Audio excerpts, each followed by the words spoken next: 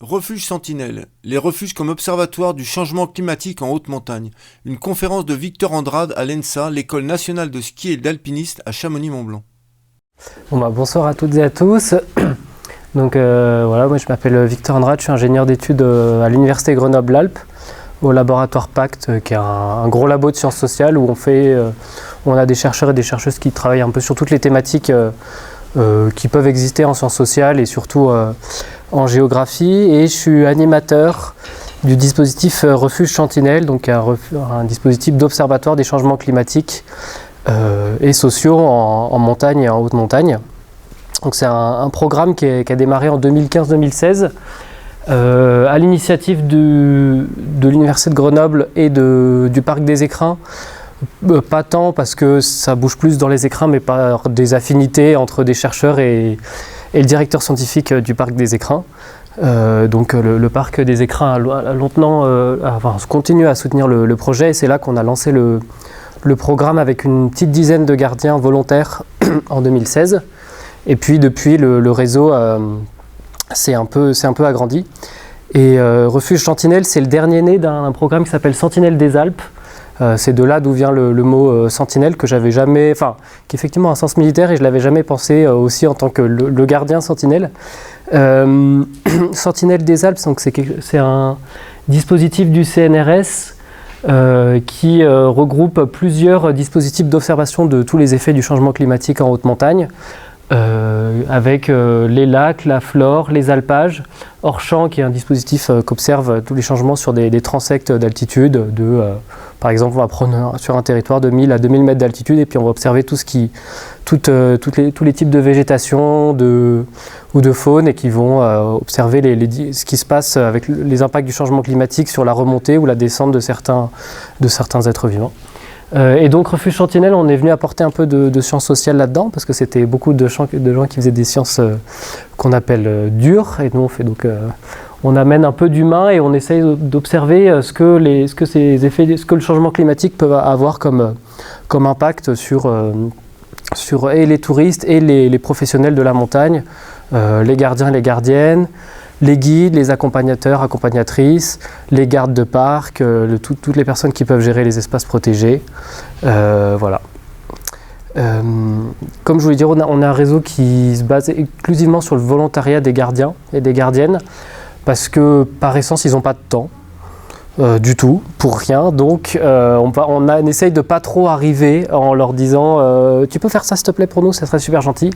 On essaye de vendre un peu le dispositif en leur montrant ce que ça peut leur apporter, et aussi pour répondre à des questions qui se posent, parce que c'est toujours des personnes qui connaissent mieux que quiconque l'endroit où ils se situent, mais qui n'ont pas forcément le temps d'analyser tous les processus qui ont lieu autour de leur refuge, que ce soit du point de vue humain, mais aussi en géomorphologie, en écologie. Donc on essaye de répondre à certaines questions. Donc tous les gardiens et gardiennes qui ont rejoint le dispositif sont bénévoles. Et aujourd'hui, on compte une petite trentaine de gardiens. Je vous ai mis la liste et une petite carte ici. Et donc pour les locaux de l'étape, on est surtout sur tous les refuges de la mer de glace, plus le refuge des Cosmiques, et on a aussi le refuge des Prés dans le nouveau refuge aux Contamines, et le refuge de Moët-Anterne qui a rejoint ça l'été dernier via un partenariat qu'on a avec le Conservatoire d'espaces naturels de Haute-Savoie et l'association Aster. Donc voilà. Et notre but, c'est donc d'observer ces effets du changement climatique en ayant un gros focus sur l'évolution des fréquentations et des pratiques et des métiers de la montagne. Tout ça en lien avec trois éléments, la météorologie, la climatologie, la géomorphologie et l'évolution des biodiversités, que ce soit faunistique ou floristique. Donc ça, il y a ces 4 pôles scientifiques qui sont plus ou moins avancés, parce qu'on dépend aussi du temps que certains et certaines chercheuses peuvent venir accorder à ce dispositif. Donc autant sur les fréquentations et la biodiversité, on a beaucoup avancé, parce qu'on a plusieurs chercheurs et chercheuses qui sont intéressés. Sur la climatologie et la géomorphologie, ça prend plus de temps, mais on essaie de développer ça progressivement. Et récemment, on a aussi créé un dispositif franco-suisse, ce qui nous a amené à aller investiguer un petit peu du côté de nos amis valaisans. Donc avec l'Université de Lausanne, sur 4 ans, on a pu financer 2 thèses, une qui va travailler sur l'évolution des métiers de gardiens et de gardiennes, et une thèse qui travaille sur le rôle des refuges dans la gouvernance des territoires de montagne et la transition politique, et quel rôle les refuges peuvent avoir dans la transition du tourisme en montagne. Hop. Et donc là, je vais vous présenter très rapidement donc, les quelques protocoles qu'on a. Les premiers sur la fréquentation, c'est comment on passe d'un cahier de réservation du gardien qui sert à savoir qui dort et qui mange quoi, et puis après à allumer le feu le lendemain, à quelque chose d'un peu structuré pour essayer de mesurer la fréquentation des refuges, mais aussi des alentours du refuge. Côté biodiversité, on essaye de mettre en place des protocoles dits de sciences participatives, c'est-à-dire à la fois récolter de l'information sur des espèces à proximité du refuge, et aussi en essayant d'avoir une dimension pédagogique, d'amener les usagers et usagères du refuge à saisir mieux l'espace dans lequel ils se situent, à aller observer des petites plantes plutôt faciles, et récolter des données qui seront utilisées pour des scientifiques. Et là, en ayant toujours la difficulté d'avoir des données intéressantes et des données qui soient suffisamment accessibles à tout le monde pour qu'elles soient collectables. Donc on travaille principalement sur des espèces dites ordinaires, ou des myrtilles, des rhododendrons, mais qui sont surtout relativement faciles à identifier, et on essaye de ne pas trop travailler sur sur des fleurs qui sont très spécifiques ou qui pourraient être plus impactées par le changement climatique, mais sur lesquelles on aurait beaucoup plus de mal à attirer du monde. Et enfin, sur la géomorphologie, le but c'est de créer un peu un dispositif d'observation de tous les écroulements qu'il peut y avoir en montagne, tous ceux qu'on voit un peu partout, et avec un réseau d'observatoires avec les refuges, les guides, les accompagnateurs, ou même certains alpinistes amateurs, pour essayer de recenser ça, et après d'en étudier les impacts sur la fréquentation et les impacts sur les itinéraires. Et pour plus détailler ces questions sur la fréquentation, voilà, les questions qu'on se pose, c'est déjà comment est-ce qu'on compte les gens en montagne. C'est une question, on n'a pas toujours tout le temps la réponse. On a essayé de se dire que les refuges, c'était un endroit où les gens passent à peu près, où ils s'arrêtent, ils dorment, on a une idée. Alors il n'y a pas des refuges partout, tout le monde ne dort pas dans les refuges, et puis on n'arrive pas à noter partout, mais ça fait déjà un premier pôle. Et puis à partir de ces données, qu'est-ce que ça dit de la fréquentation de la montagne à l'échelle sur une année, comment est-ce que ça varie avec le temps sur ces questions, les ailes de saison, est-ce qu'on a plus de monde en juin et en septembre avec les effets du changement climatique, des canicules, qui fait que même en juillet ça devient compliqué d'aller en montagne, et puis comment est-ce que ça change au fur et à mesure des années, soit sur du court terme, soit sur du très long terme, quand on arrive à récolter des saisons de données. Et puis qu'est-ce que toutes ces données disent de notre façon de nous adapter au changement climatique, ou de le subir quand certaines évolutions sont trop fortes. Et puis je vous ai mis quelques questions, quelques sujets. C'est un sujet d'actualité. Ça, on a eu un été assez marqué dans les écrins, puisqu'il y a 5 refuges maintenant qui sont fermés à cause du changement climatique, en tout cas qui à la fin de la saison étaient fermés. Si on ajoute à ça celui de la Pilate, et puis on est sur des systèmes, des causes qui sont très marquées. On a le manque d'eau à la Selle, des écroulements dus à la fonte du permafrost au Célé et au Pelvoux, et des crues torrentielles au Châtellerault. Donc on voit aussi que le changement climatique, il a plein de formes différentes, et que c'est pas que la fonte des glaciers qui peut impacter le fonctionnement des refuges.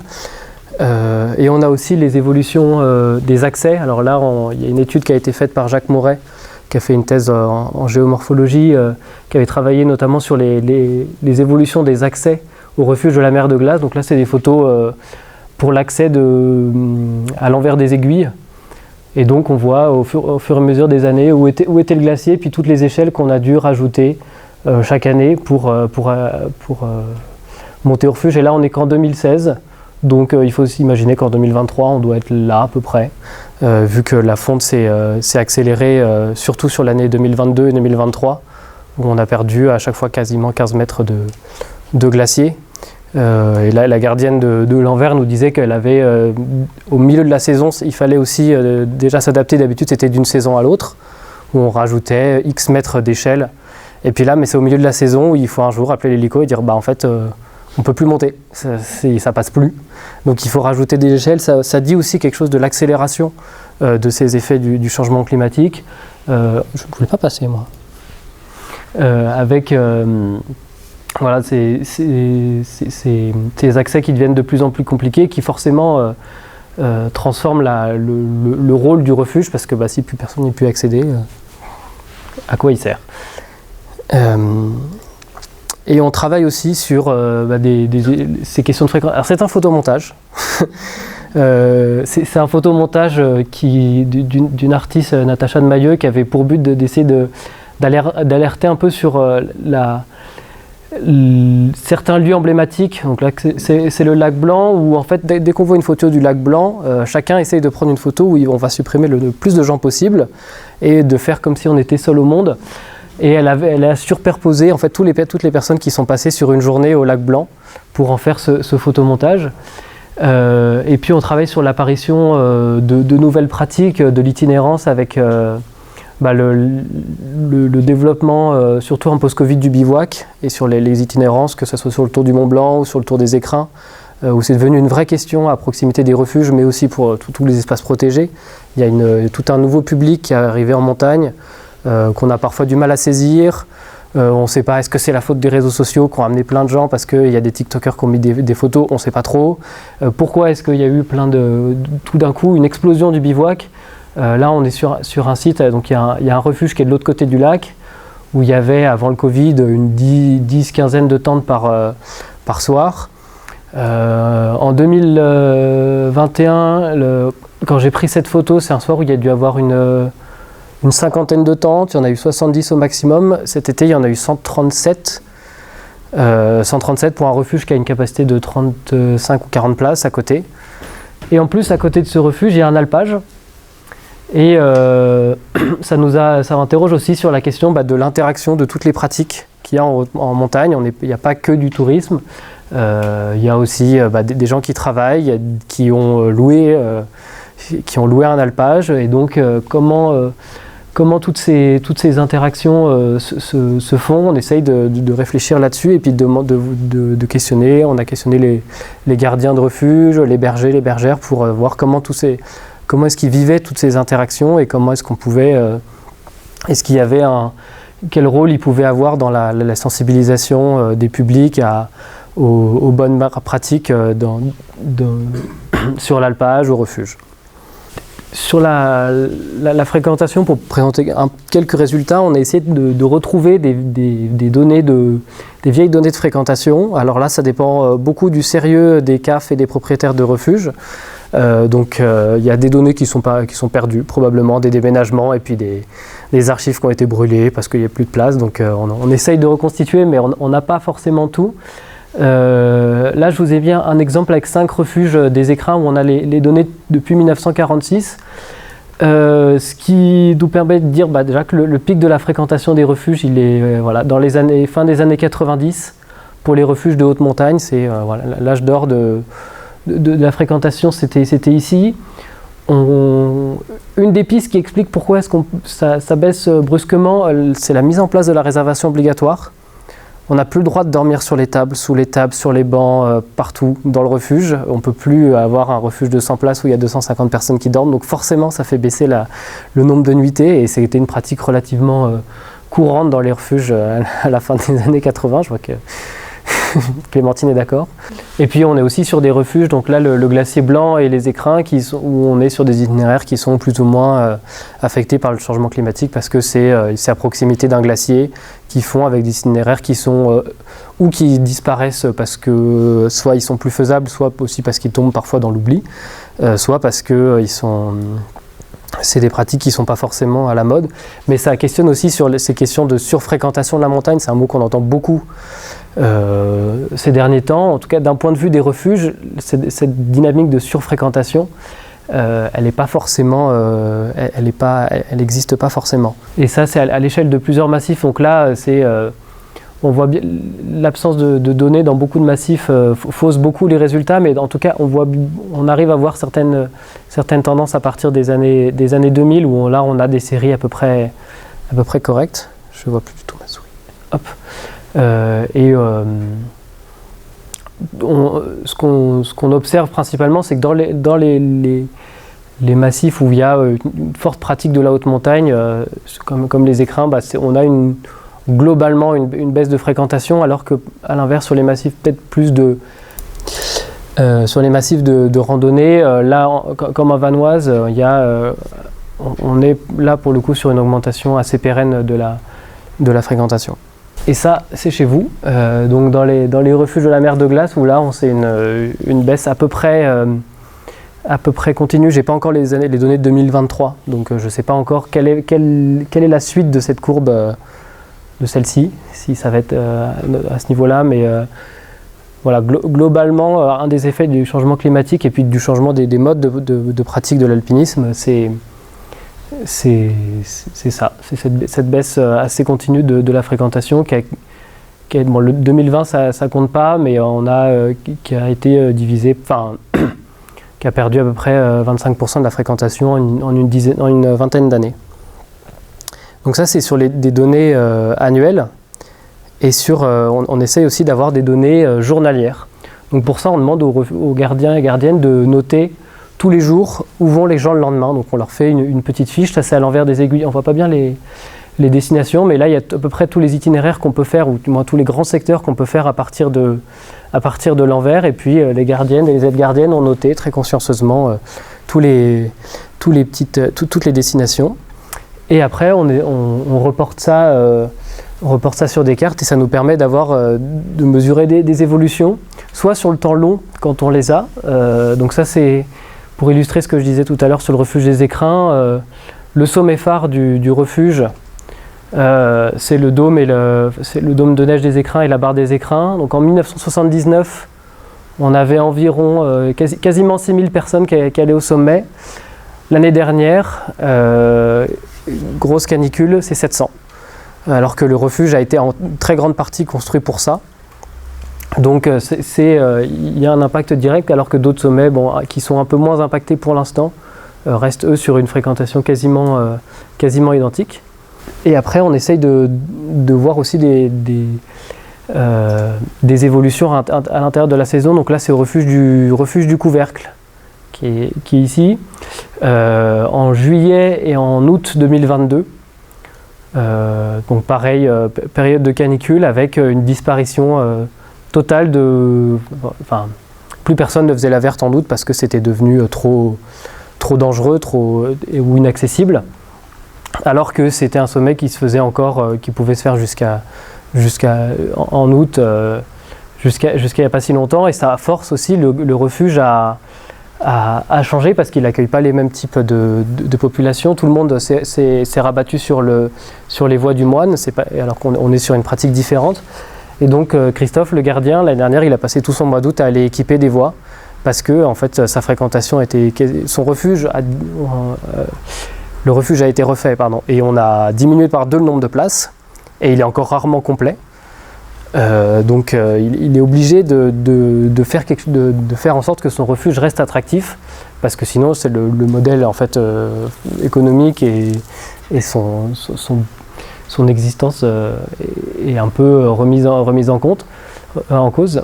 Et donc il équipe beaucoup de voies dans le rocher pour essayer d'attirer un autre public, puisque les grandes voies en glacier se font plus. Et ce qu'on essaye de faire aussi, c'est quand on a plusieurs refuges sur un même bassin. C'est ce qu'on voudra faire après sur la mer de glace, mais il nous manque encore quelques données.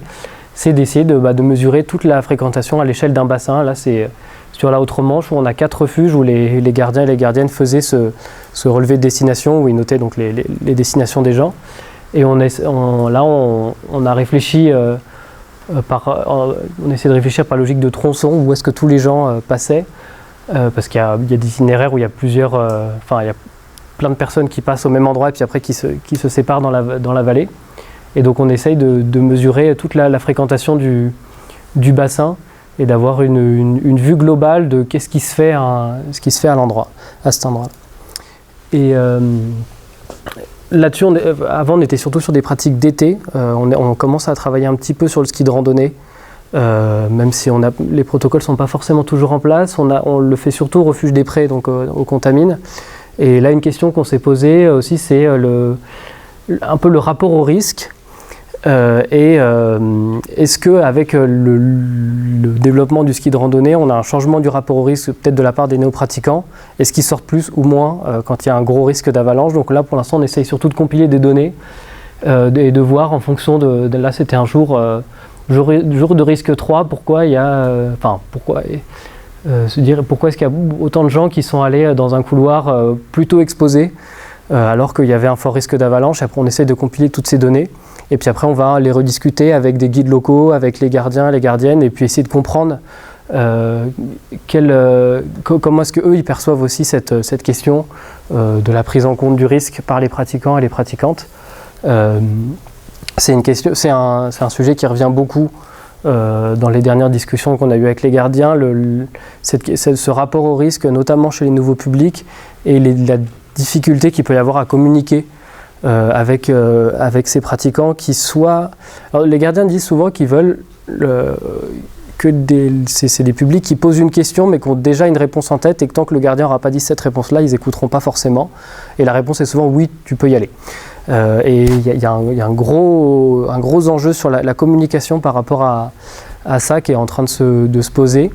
On n'a pas forcément la réponse, on va peut-être essayer de mettre un stage cette année là-dessus, mais il y a une vraie question qui se pose, et donc nous on essaye un peu aussi de quantifier ces sujets-là pour essayer d'avoir des matériaux sur lesquels s'appuyer. Et toutes les données qu'on collecte, ça nous permet aussi de créer un peu une sorte de fiche d'identité du refuge en fonction des activités qui sont pratiquées à partir du refuge. Et on voit sur certains refuges des évolutions qui sont hyper rapides. Là c'est le refuge du Pelvoux. Un de ceux qui a malheureusement dû fermer un peu trop tôt cet été. Et qui en 5 ans a perdu, en tout cas il y a 20% de la fréquentation en neige de gens qui venaient faire la voie normale du Pelvoux, qui est le sommet emblématique au pied en partant du refuge, et il a perdu 40% de ce public-là qui s'est reporté sur des pratiques de rocher, qui s'est reporté sur des pratiques de randonnée parce que cette voie normale en neige devenait trop compliquée, ou alors elle s'arrêtait beaucoup trop tôt dans la saison. Et là aussi, il y a eu un gros travail du gardien qui essaye d'attirer des randonneurs en proposant, en essayant de mettre en valeur son refuge, en mettant en place des itinérances avec d'autres refuges, ou alors en allant équiper du rocher à côté, en allant discuter avec le bureau des guides, pour mettre en valeur les voies à proximité du refuge, parce que sinon c'est un refuge qui aurait pu perdre 40% de sa fréquentation en 5 ans, et qui là aussi devient dont la viabilité économique se pose. Et puis on a des refuges qui sont monoactivités, monoactivité sur des pratiques de neige. C'est le cas du refuge des Écrins, où là c'est des refuges qui sont beaucoup plus sensibles au changement climatique, d'autant que c'est des refuges où il y a souvent une ou deux voies, un ou deux sommets qui sont pratiqués en très très grande majorité, et donc quand le sommet est plus faisable, c'est des refuges qui ont en fait pas plus d'intérêt, mais vers lesquels personne ne va, parce qu'ils considèrent que le sommet emblématique n'est plus accessible. Et ça pose aussi des questions sur les visions qu'on a sur la connaissance qu'on a de tous les sommets qu'il y a autour d'un refuge. On avait fait une étude au refuge des Écrins pour essayer de saisir ce que les usagers du refuge connaissaient du glacier, enfin de l'endroit où ils se situaient. Souvent, la plupart des gens allaient faire le dôme. Et on voulait savoir, est-ce qu'ils connaissaient un autre sommet que le dôme dans la vallée ou pas? Ou est-ce qu'ils se disaient, si jamais le dôme n'était pas faisable parce qu'il y avait un gros risque de chute de sérac, est-ce qu'ils avaient un plan B? Et voir est-ce qu'ils acceptaient de ne pas aller faire le dôme et d'aller faire un sommet qui n'est pas à 4000 mais qui est tout aussi joli, et de réfléchir sur ce que certains gardiens appellent la destinationnite, c'est la maladie de il faut faire le dôme parce qu'il y a écrit 4000 donc on fera le dôme, et pareil ici il faut absolument faire le Mont Blanc. Est-ce que les usagers ont, est-ce que dans la pratique de l'alpinisme il y a un enjeu sur une vision tunnel de un sommet et je monte que pour ça, ou alors on a une capacité à ouvrir le champ des possibles, et le rôle des gardiens est important là-dessus aussi, et au refuge des Écrins, le gardien essaye dans son discours, il fait un petit speech à tout le public le soir, et il dit, bon voilà, là, c'est les conditions pour aller au sommet, pour demain. Vous serez 60 à aller au sommet, mais vous ne pourrez pas tous y aller parce que ça ne tient pas sur l'arête à la fin, il n'y a pas la place. Et puis après, il observe un petit peu, est-ce que les gens y vont finalement ou pas, ou alors est-ce qu'il y en a qui vont voir leur guide, ils disent il n'y a pas un autre truc à faire. Donc on essaye d'observer un peu ces tendances-là et ces effets des discours des gardiens sur les fréquentations. Ça ne marche pas forcément. Il y a toujours autant de gens qui vont aller sur ce sommet parce qu'il est très beau, mais de temps en temps, il y a quelques sommets qui sont un peu moins faits et tout aussi beaux qui apparaissent dans les cartes. Je vous parlais tout à l'heure de la question sur le travail sur le diagnostic. Souvent, les gardiens, on fait une réunion à la fin de la saison où on invite les gardiens des guides à venir faire un débriefing de toute la saison. Et dire, voilà, il s'est passé ça, j'ai vu tel truc nouveau, j'ai vu tel truc qui m'a choqué, j'ai eu tel problème. Et on essaye de faire un peu un résumé de toutes ces questions. Et puis souvent, il y a une ou deux grandes thématiques qui sortent et on en fait un stage. Donc il y a eu la question du bivouac, il y a eu la question de la fréquentation à la journée, ou la question du partage de l'espace avec les activités pastorales. Et donc là, on a eu ces deux stages cette année sur la fréquentation à la journée et sur les activités pastorales. L'année prochaine, on ne sait pas trop encore ce que ça sera. Il y aura peut-être quelque chose sur l'eau et sur cette question de culture montagne et d'appréciation du risque. Mais on ne sait pas encore trop sous quelle forme ça va se faire. Et sur... On essaye aussi de collecter, d'avoir une base de données toute simple sur les refuges des Alpes. En fait, il y a peu de gens qui sont capables de dire il y a tant de refuges dans les Alpes. On ne sait même pas, en fait, il y a pas de... Comme il y a plein de propriétaires de refuges différents, que la notion, la définition de refuge, au sens légal et ce qu'il en sort sur le terrain n'est pas forcément fiable. Il y a beaucoup d'établissements qui s'appellent refuges qui ne devraient pas l'être au sens légal, parce qu'un refuge, il y a forcément un abri d'hiver, enfin un abri non gardé, ce qui n'est pas le cas pour beaucoup de refuges privés, par exemple. Donc ça pose un peu la question. Donc on essaye d'un peu de collecter des informations de base sur tous les refuges, pour faire un espèce d'état des lieux de la situation dans les refuges. Ça nous prend beaucoup de temps de remplir ces choses-là parce qu'il n'y a pas beaucoup de données disponibles. Mais voilà, c'est un petit travail de fourmi qu'on fait. Il faut aller sur place, voilà. Il faut appeler tous les refuges, tous les propriétaires. Parfois, il y a des refuges communaux. On ne sait pas si la commune est au courant qu'ils sont propriétaires du refuge. Si c'est une commune qui a une grosse station, souvent elle s'en fiche. Je ne vais pas dénoncer, mais voilà. Donc c'est assez rigolo. Et à l'inverse, il y a des communes qui en sont très très très fières. Excusez-moi, mais quand vous parlez de autant de refuges, vous avez bien dit quand même qu'il y a des refuges de nature totalement différents. Oui, là on a pris tous les refuges, tout ce qui s'appelle refuge. Par exemple, le refuge des Prés, qui n'a pas d'abri non gardé, il est dans la base de données. Oui, bon, ça c'est un qu'on accepte tellement facilement, c'est pas comparé à l'échau ou à chaque fois. Non, on a... Effectivement, il y a, en termes d'accès... en fait, en théorie, tant qu'il n'y a pas d'accès voiture, ça peut s'appeler un refuge. Ça, en tout cas, c'est la définition légale. Après, effectivement, il y a des refuges qui sont beaucoup plus accessibles que d'autres, et tant mieux. Mais là, on essaye aussi d'avoir un panel de toutes les formes de gardiennage, parce que... À ma connaissance, en Suisse, est-ce qu'il n'y a pas un temps minimum d'accès à pied pour que ça puisse s'appeler? J'ai pas la définition suisse. Oui, je ne sais pas, j'ai entendu ça. Oui, je pense pas. Parce que la cabane de... Cabane, bien sûr, chez eux. Oui. La cabane de Chanrion, si je dis pas de bêtises, on peut y aller quasiment en voiture. On pourrait y aller en voiture et voir... Et on peut y aller très facilement en vélo sur une piste. Donc, et ça s'appelle quand même cabane. Je crois que c'est Chanrion, mais je ne veux pas dire de bêtises. Oui, J'y suis. Faut voir Voilà. aussi, bon, c'est accessible en voiture, mais peut-être autorisé uniquement. Oui, voilà. L'approvisionnement ou les secours, je ne sais pas. Mais on a essayé de prendre une définition large, en tout cas, pour essayer d'avoir un panel et puis et répondre. Après, on essaie un peu de croiser des données et de répondre à des questions. Combien de refuges ont des douches aujourd'hui en France, parce que c'est la grande question sur la montée en confort des refuges, les douches, le Wi-Fi, où se situe on va dire, la norme des refuges, en tout cas en état. On ne dit pas que c'est une norme à atteindre, mais effective, qu'est-ce qu'il en est aujourd'hui. Et puis on essaye un peu de se pencher progressivement sur des refuges.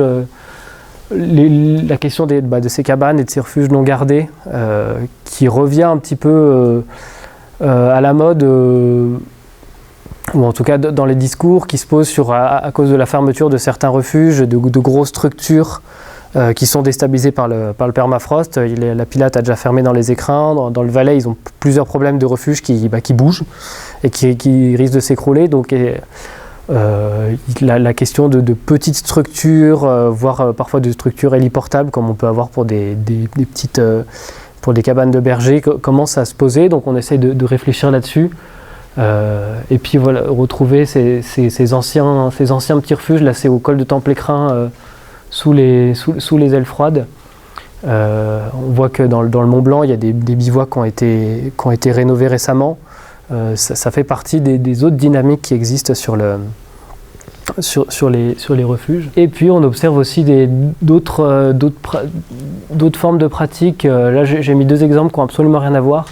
Ça c'est un guide et une dessinatrice qui proposaient un stage cette année d'alpinisme aquarelle, en disant on va faire de l'alpinisme peut-être, on va faire du dessin peut-être, en tout cas on va en montagne avec un guide qui est aussi botaniste et une dessinatrice, et on va avoir une diversité de regards sur la montagne, avoir des pratiques très différentes de la montagne sans avoir un objectif de réalisation, que ce soit du dessin ou d'aller faire un sommet, mais c'est de proposer une approche très différente de la montagne. Le stage n'a pas eu lieu parce que le refuge a fermé parce qu'il n'y avait plus d'eau. Voilà. Mais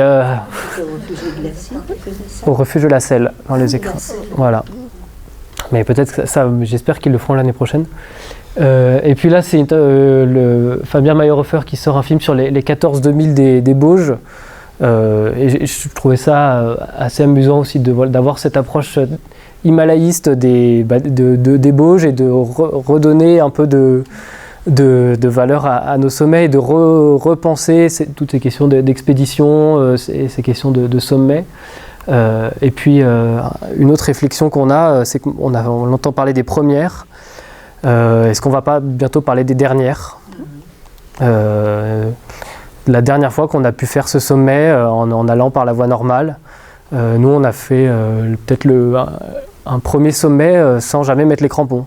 Alors que d'habitude, une voie normale où il fallait absolument passer sur du glacier, mettre les crampons, l'année dernière, on a peut-être fait la première où il n'y a plus besoin des crampons. C'est très très long et très pénible. On déconseille, mais voilà, c'est des nouvelles premières ou alors des dernières parce que ça ne va plus du tout pouvoir se faire. Et c'est un autre rapport à la montagne. On arrête avec les gens et on parle des petites plantes. Donc je reviens sur ces questions de biodiversité qui sont portées par deux chercheurs de l'INRAE et du Parc national des Écrins, Isabelle Boulanja et Cédric Dantan. Donc là, qui se pose cette question simple, hein, quels sont les impacts du changement climatique en haute montagne? Et puis on voit la montagne, c'est l'endroit où ça se réchauffe le plus vite, où les impacts sont les plus rapides. Donc on essaye c'est un lieu extrêmement, on va dire, efficace pour observer ces effets du changement climatique sur la flore. Non. Et donc il y a plusieurs dispositifs de sciences participatives qui sont mis en place. Il y a les petits protocoles que je vous ai montrés tout à l'heure. Il y a le programme SPOT qui a été créé par le CREA Mont-Blanc, qui est aussi un autre dispositif de sciences participatives qui est ouverte à tous ouvert à tous. Donc vous pouvez chacun, je vous laisserai aller découvrir sur le site du CREA le dispositif, mais ça permet à chacun de collecter quelques données de façon relativement facile pour collecter pour la science et puis surtout d'en apprendre un peu sur les espaces qu'on fréquente. Donc ça, c'est les protocoles de biodiversité d'études de la biodiversité qu'on a mis en place avec quelques espèces facilement reconnaissables et on met des petites fiches dans les refuges et puis on invite les gardiens et gardiennes invitent les usagers à aller observer quelques données très précises et relativement simples. Et globalement, ça marche assez bien dans les refuges où on l'a mis en place parce qu'il y a tous les publics, que ce soit des bivouaqueurs, des enfants ou même parfois des alpinistes qui sont arrivés un peu tôt et qui n'ont rien à faire après avoir lu 4 fois le topo, ils ne savent plus quoi faire, donc ils vont aller faire ce petit dispositif. Et on a aussi, j'ai oublié de le mettre dans la diapo, Cédric Dantan, lui, travaille sur l'écologie verticale, c'est-à-dire la flore des parois, sur toutes et la flore d'altitude, donc toutes les espèces de fleurs qu'on peut retrouver à plus de 2500, voire plus de 3000, voire plus de 3500 mètres d'altitude, avec des espèces qui sont extrêmement résistantes et qui ont des stratégies d'adaptation au changement climatique qui sont très fortes. Et lui, il a mis en place dans des refuges des posters avec sur les voies normales toutes les espèces qu'on peut observer. Et puis pour inviter les grimpeurs, mais aussi les guides à relever un peu la tête, ou pas observer juste le prochain relais, mais un peu observer telle ou telle fleur qu'on peut observer. Il y en a un au couvercle maintenant de posters. Donc voilà, ça fait une bonne raison de monter. Et puis pour ces protocoles de biodiversité, ce qui a été mis en place par le réseau Nature Sciences Environnement, c'est des éco-volontariats. Donc c'est des gens qui vont passer passer une semaine de vacances au refuge et qui vont toute la semaine faire des protocoles, faire ces protocoles de biodiversité sur plusieurs placettes, sur plusieurs endroits, de façon volontaire. Et ça marche. L'année dernière, il y en avait eu 2 ou 3. Cette année, il y en a eu 5 ou 6. Et donc, ils ont passé une semaine au refuge de l'Alpe de Villard-d'Arène à faire un mix entre protocole de biodiversité et protocole d'études de sciences sociales, d'études des fréquentations, des pratiques. Et c'est des personnes qui n'ont pas forcément du tout des profils scientifiques à la base, qu'on forme un petit peu au début, et après et qui sont accueillis au refuge. Voilà, c'est des taux de vacances, des vacances apprenantes. Et sur la géomorphologie, c'est beaucoup en construction. Il y a un programme qui s'appelle Regard d'altitude qui est mis en place par des guides de la Bérarde et qui reprend les protocoles qu'avait mis en place Jacques Mouret, donc qui a fait cette étude sur le bassin de la mer de glace, et un aspirant guide qui s'appelle Mathis Arnaud. Donc d'essayer de mettre en place un réseau d'observateurs où on essaie de recenser tous les éboulements qu'il y a eu, parce que il y a 2 choses. Il y a soit les éboulements, ceux qu'on remarque quand ça s'écroule. Sur l'arête des Cosmiques, tout le monde le sait parce qu'il y a 150 personnes qui sont passées. Et on a à peu près 12 vidéos par jour sur Instagram qui vont circuler du même écroulement. Donc ça, tout le monde le sait. Et à l'inverse, il y a les secteurs où il n'y a pas grand monde, où en fait là où il y a la majorité des écroulements. Ceux qu'on ne voit plus parce qu'on les voit tout le temps, au requin ou à l'envers. Il disait, mais en fait, dans le triangle du Taku, on se dit, ah, celui-là, il était gros. Mais il y a presque plus un étonnement, en fait, tellement ça tombe. Et récolter ces données, C'est important, pas forcément pour l'impact sur les itinéraires parce que personne va dans le triangle du Taku, mais c'est surtout parce que ça permet de collecter de la donnée, de faire après tourner des modèles pour les scientifiques qui travaillent là-dessus, pour essayer d'avoir des modèles d'anticipation des endroits qui pourraient être plus ou moins à risque. Voilà. Et donc là, j'en ai fini sur les quelques protocoles scientifiques qu'on met tout en place. Et après, on fait des choses un peu plus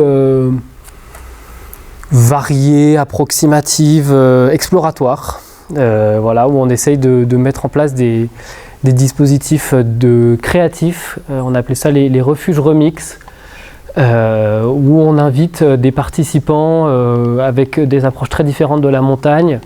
Des guides, des accompagnateurs, des bricoleurs, des gens qui ont plein d'approches de la montagne, à venir répondre à quelques défis qu'on leur pose, qu'on imagine sur l'avenir et du refuge et de la fréquentation, et de la montagne en général, et qui viennent 3 jours en refuge bricoler, répondre à ces questions et à fabriquer des prototypes, des prototypes créatifs pour répondre à ces défis. Donc on en a fait un premier en 2019 à l'Alpe de Villard d'Arène et on en a refait un cette année au Couvercle.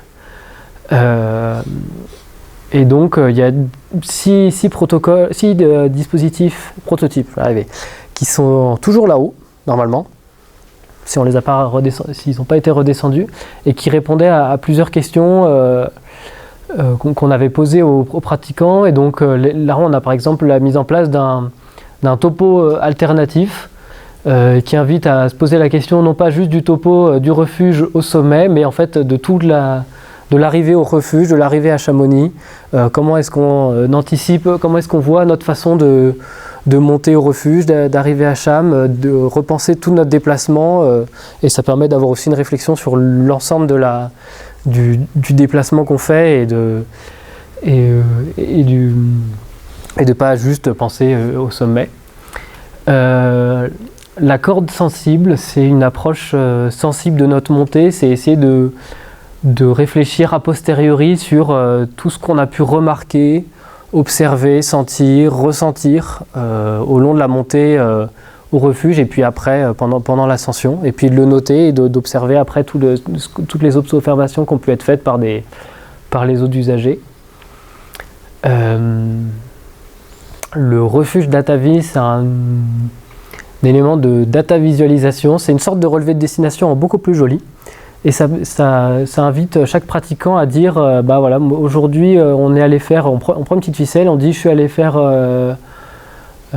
j'arrive pas à lire la Verte, hop, je mets une petite ficelle dans la Verte, et puis j'arrive de France, de quelque part, ou de Savoie, donc je vais tirer ma ficelle jusqu'en Savoie, et puis au fur et à mesure de la saison, ça va permettre de marquer si tout le monde est allé à la Verte, ou voilà, et puis se dire en fait tiens, personne n'est allé à la Pointe Isabelle cette saison, et si j'y allais, moi, c'est peut-être sympa.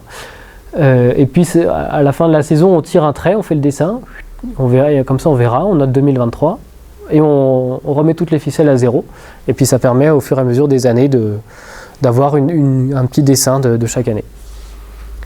Hop.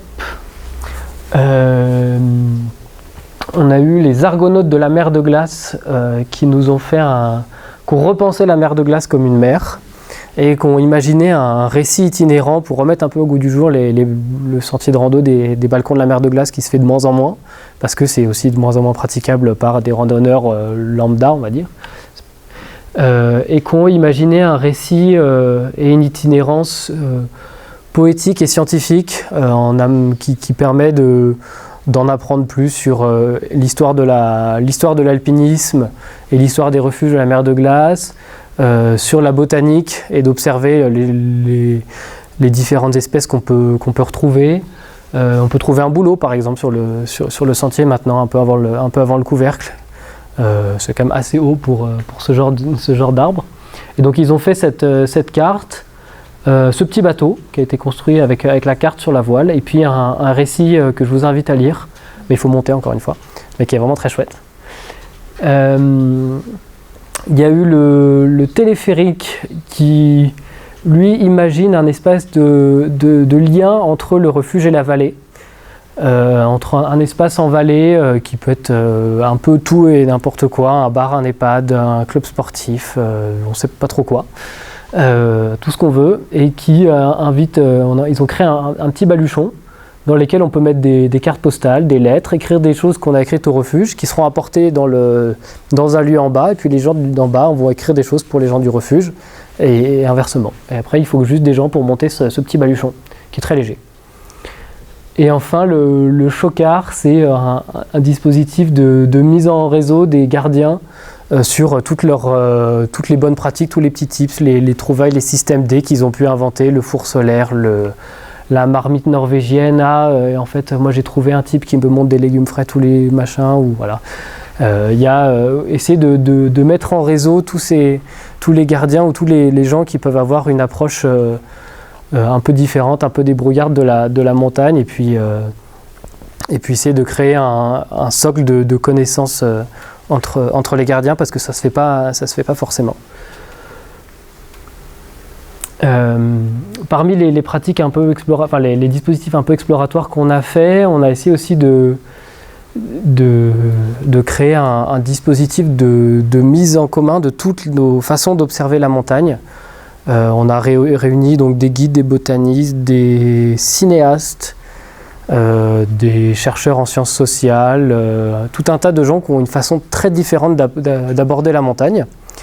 Et on est parti du parking de la Bérarde, on est monté jusqu'au pic Coolidge en s'arrêtant au refuge. Et après, on a chacun noté toutes nos observations sur un vieux topo qui est plus du tout à jour parce que le glacier n'existe plus du tout.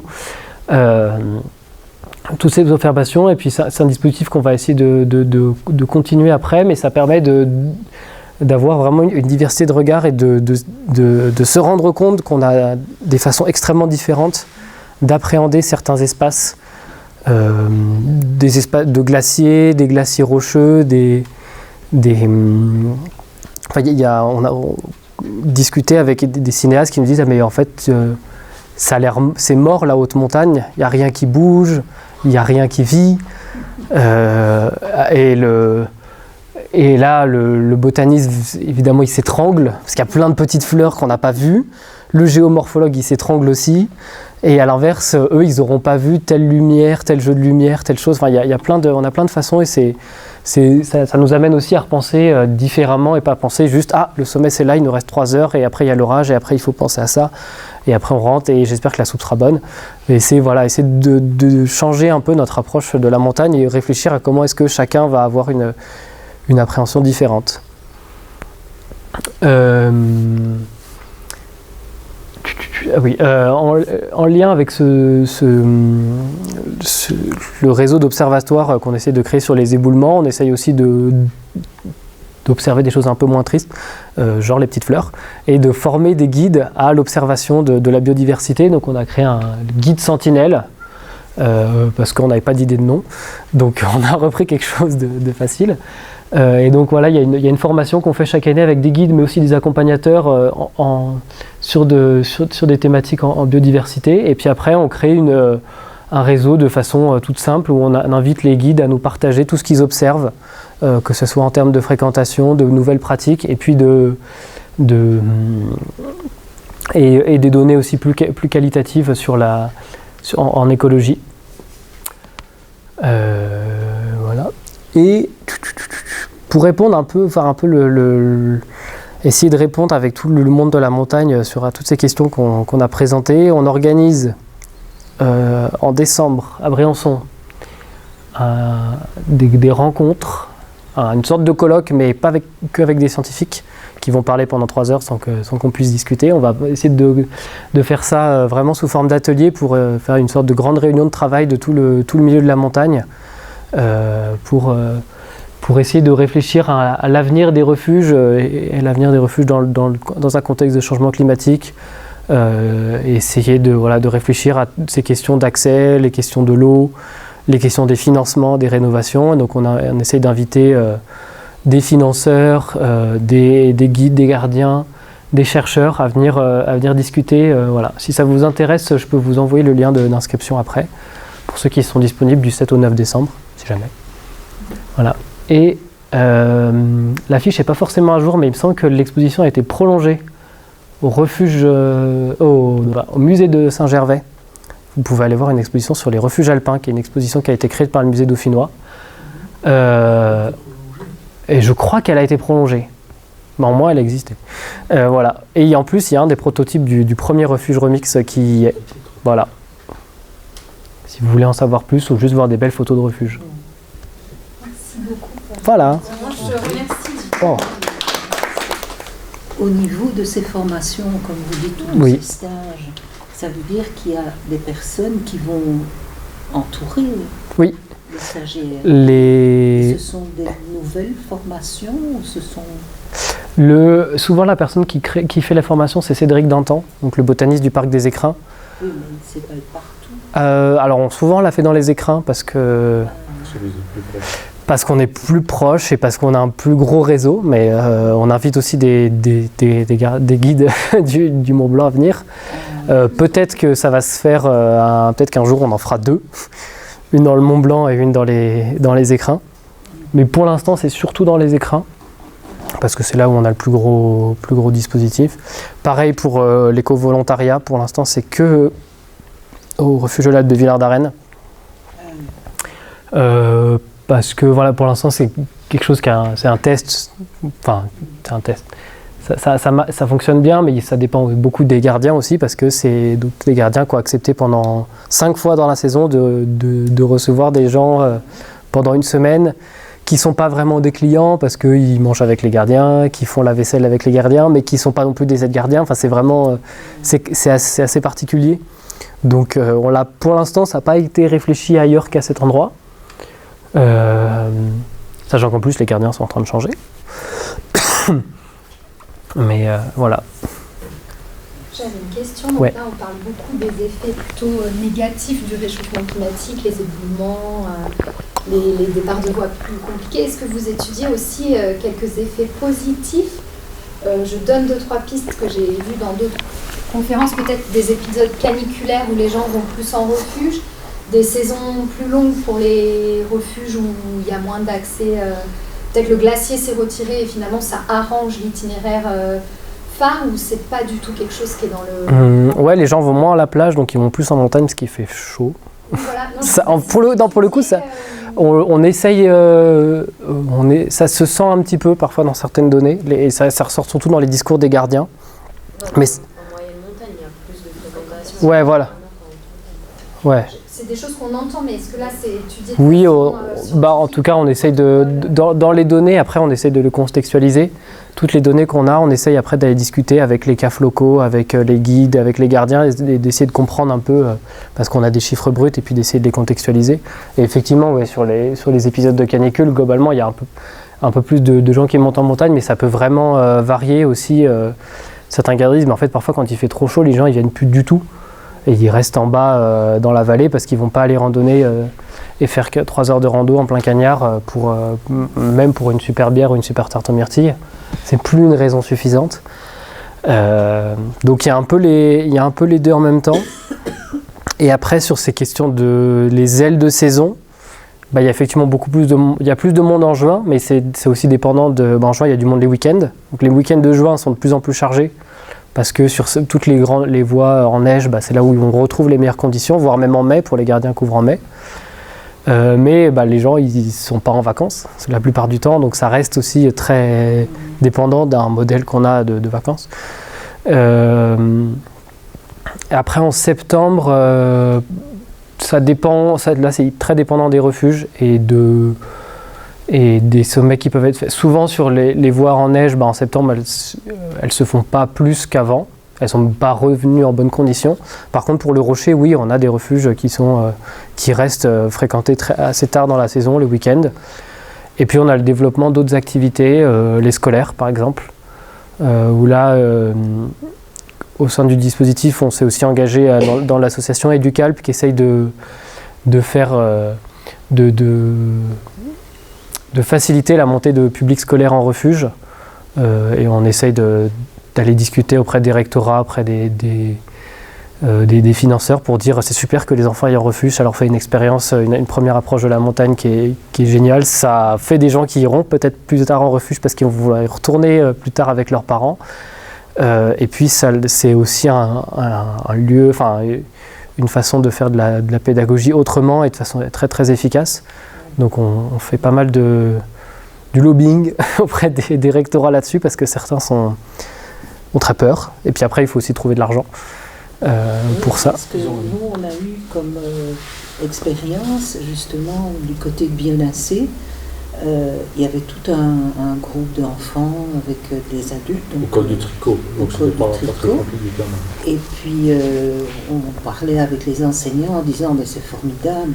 Ben oui, mais malheureusement, c'est la dernière année parce que au niveau des assurances, au niveau des responsabilités, voilà, on nous impose tellement de choses. Et puis avec la canicule, les enfants ils peuvent pas sortir entre 10h et 16h.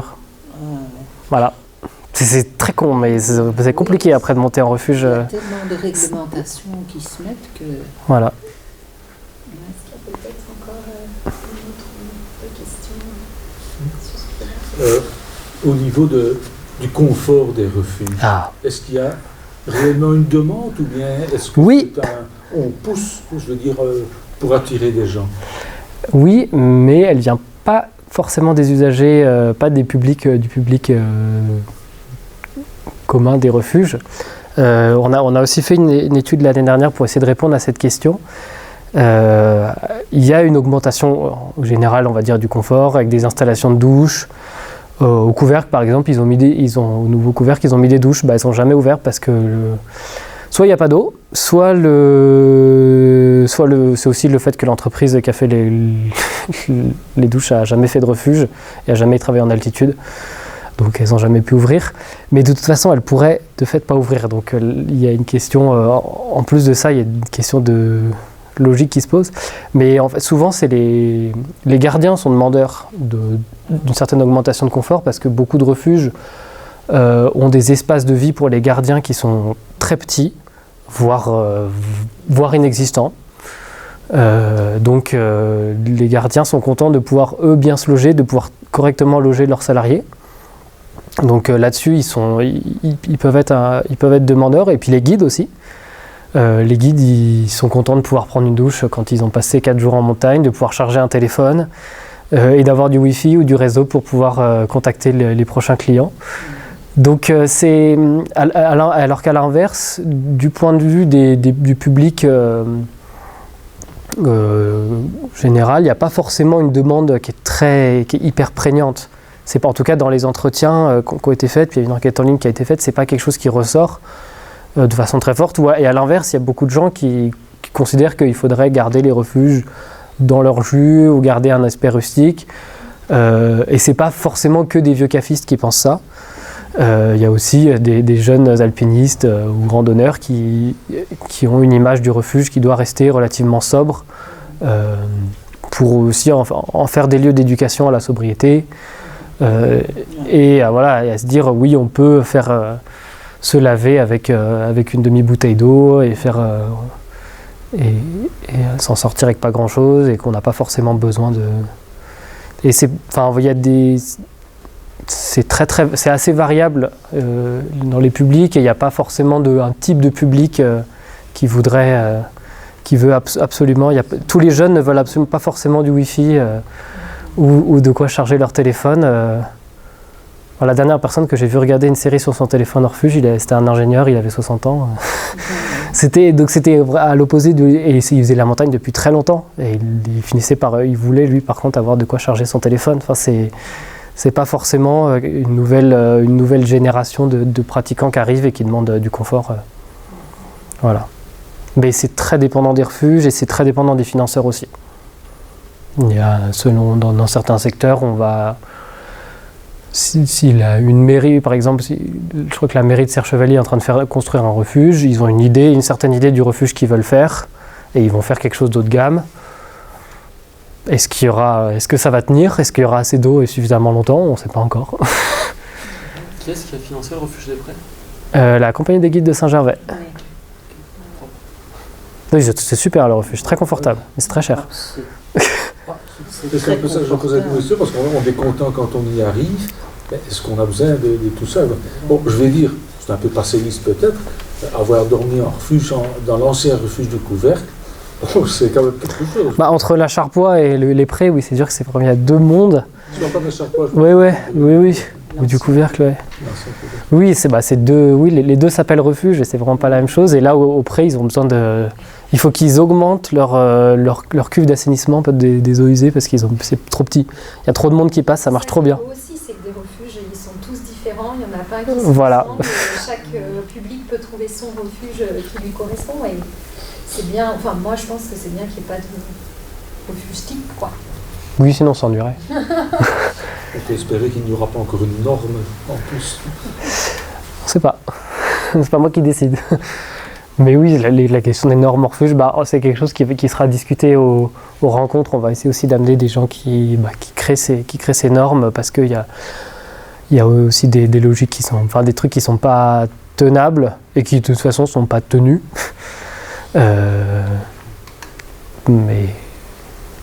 Mais oui, sur la rénovation des refuges, il y a aussi des normes qui pourraient être décidées, par exemple sur l'installation de douche ou sur l'installation de toilettes, de ne pas aller créer des trucs qui nécessitent de l'eau alors qu'on sait que c'est limité, juste pour faire par principe. Au col du Bonhomme, pareil, il y a des douches, mais ils étaient en restriction d'eau au 10 juillet, donc ils n'ont pas ouvert les douches.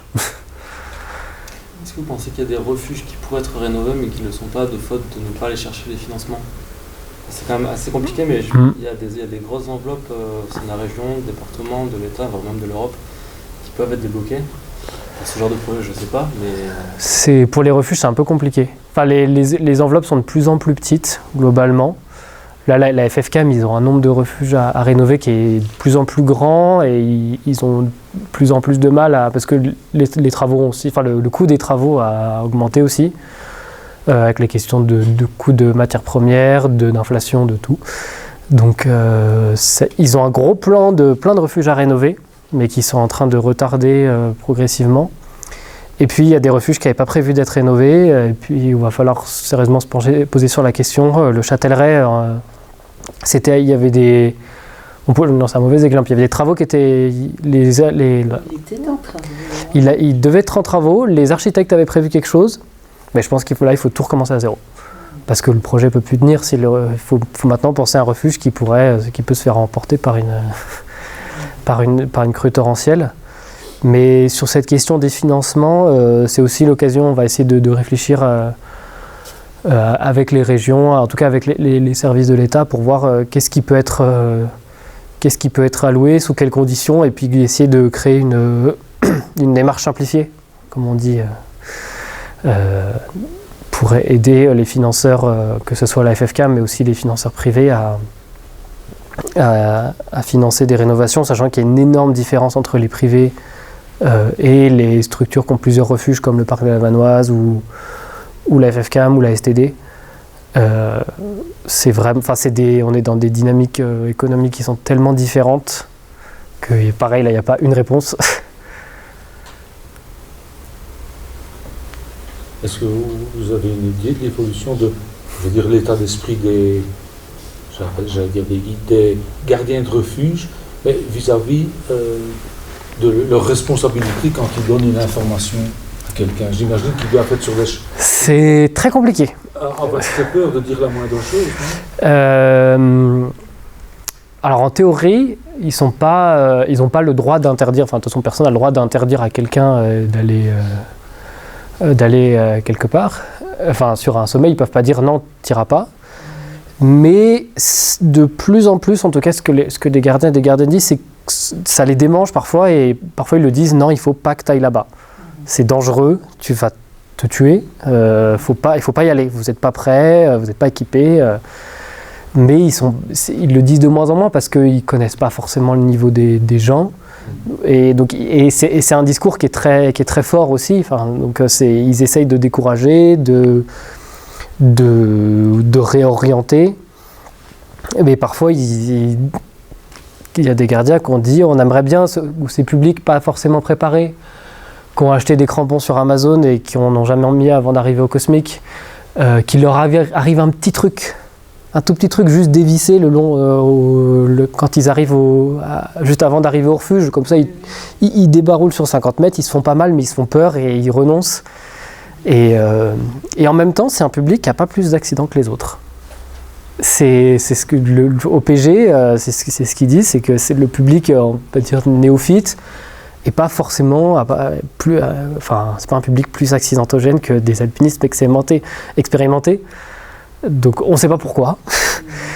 Mais oui, ce discours sur la sécurité, c'est un vrai enjeu, c'est quelque chose qui peut être lourd aussi. Parce que, et puis quand il y a un accident, c'est très lourd à porter.